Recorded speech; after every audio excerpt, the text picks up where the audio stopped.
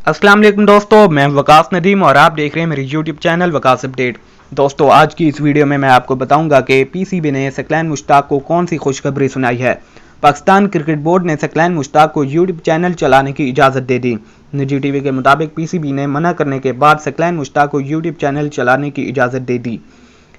तर्जमान PCB का कहना है कि सकलैन मुश्ताक ने इजाज़त लेकर यूट्यूब चैनल पर वीडियो शेयर की। सकलैन मुश्ताक ने मुआहदा करते वक्त आगाह किया था कि वो यूट्यूब चैनल चलाते हैं। तर्जमान का मजीद कहना है कि सकलैन मुश्ताक को पाकिस्तान क्रिकेट से हटकर मुस्बत मवाद अपलोड करने की इजाज़त दी।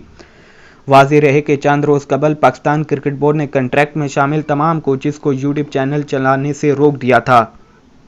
पीसीबी ने कंट्रैक्ट में शामिल तमाम कोचेज़ को यूट्यूब चैनल चलाने से रोकते हुए हाई परफॉर्मेंस सेंटर ओरिजिनल टीमों के तमाम नए मुकर्रर करदा कोचेज़ को पॉलिसी से आगाह कर दिया है।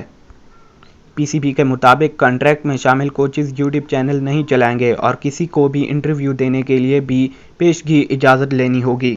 पीसीबी ने वाज़ेह किया है कि पॉलिसी के खिलाफ काम करने वालों को कार्रवाई का सामना करना पड़ सकता है। ज़राए का कहना है कि बोर्ड ने यह फैसला गुज़श्ता दिनों head of international players development Saqlain Mushtaq का यूट्यूब पर बयान सामने आने के बाद किया है।